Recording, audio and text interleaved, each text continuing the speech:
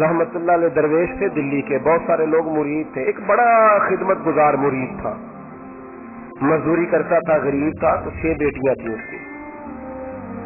حضرت صاحب کے پاس روز آ کے کہتا ہوں حضور بچیوں کے لیے دعا کرے، اللہ کوئی اسباب پیدا کر دے، ایک بچی کی شادی کا خرچہ 1000 دینار ہے اور میں غریب ہوں۔ حضرت صاحب دعا کر دیتے۔ خانقاہ شریف کے تھوڑے ہی فاصلے پر حضرت جہاں بیٹھ کے مریدوں کی تربیت کرتے تھے، اس سے تھوڑا ہی فاصلے پر نا ایک عیسائی رہتا تھا، بڑا مالدار تھا، بڑی سارے اونٹ، گائیں، بھیڑ، بکریاں رکھی ہوئی تھی، اور حضرت شرف الدین رحمت اللہ علیہ کی بڑی مخالفت کرتا تھا۔ اور یہ جو آپ کا غریب مرید تھا، یہ اس کا پڑوسی تھا، ایک دن بلا کے نا ان کو کہنے لگا کہ تو کدھر جا کے جو ہے وہ ٹکرے مار رہا ہے، وہاں سے کچھ نہیں ملنے والا، وہ تجھے کیا دیں گے جن کی خانقاہ خود چندے پہ چلتی ہے، مدرسہ چندے پہ چلتا ہے، مسجد چندے پہ چلتی ہے، تیری بیٹی کا معاملہ کہاں حل ہوگا؟ تو اس درویش نے کہا کہ تو میرے پیر کو نہیں جانتا، تو مجھے میرا محبوب نہیں دکھا، تو پتہ نہیں نا تو اس رستے کا مسافر نہیں، تو نہیں جانتا، ان کا بس چلے نا تو وہ ہر قیمت میں میری بیٹیوں کی شادی کرا دے۔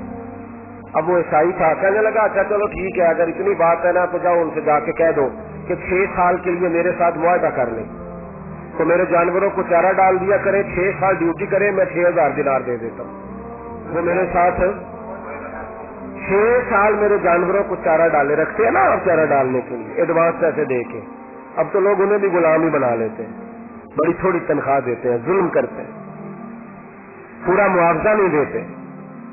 حضرت شیخ شرف الدین کے بارے میں وہ کہنے لگا کہ اپنے پیر سے جا کے کہہ کہ میرے جانوروں کو 6 سال چارہ ڈالے، میں 6000 دے دیتا ہوں، تو جو کہتا ہے ہر قیمت پہ جانے کو تیار ہے۔ اس نے جب یہ بات کی تو مرید نے ناراض ہو گیا، وہ لڑائی ہو گئی، گربان پکڑ لیا، جھگڑا ہوا، بات بڑی دور گئی، اس طرح کی بات کرتا میرے حضرت کے بارے میں، پہلے جا کے کئی میں وہاں کام پہ رکھا دوں۔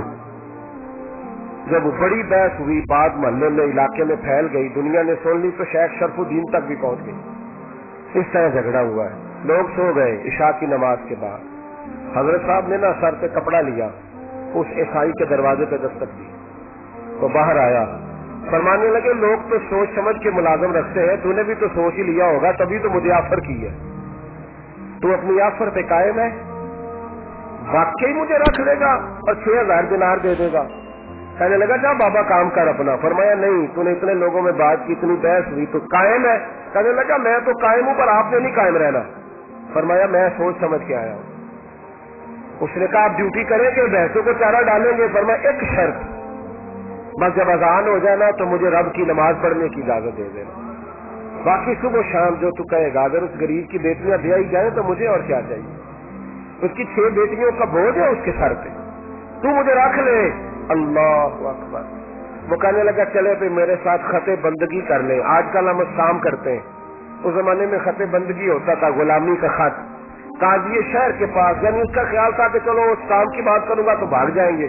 فرمایا چل میں تیار ہوں۔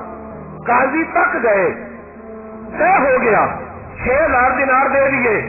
حضرت نے مرید کو بلایا، فرمایا پتر یہ لے جا میری بیٹیوں کو روانہ کر دے۔ کہنے لگا حضور یہ کیا کر رہے ہو آپ، کچھ سوچے؟ فرمایا یار جب تجھے بیٹا بنا لیا تو پھر میری پوتیاں تو لگتی ہیں نا، میرا حق تو بنتا ہے نا، جا کے ڈیوٹی کر، ان کو بیاہ دے۔ بات پھیل گئی، بادشاہ بھی عقیدت مند تھا، وہ 12000 دینار لے کے پہنچا۔ کیا بتاؤں ان رب کے بندوں کا دل کیسا ہوتا ہے، کیا درد ہوتا ہے، کیا رنگ۔ 12000 دینار لے کے بادشاہ آیا اور آ کے حضرت کو پیش کیے کہ حضور آپ دیں اس عیسائی کو ڈبل دیں اور جائیں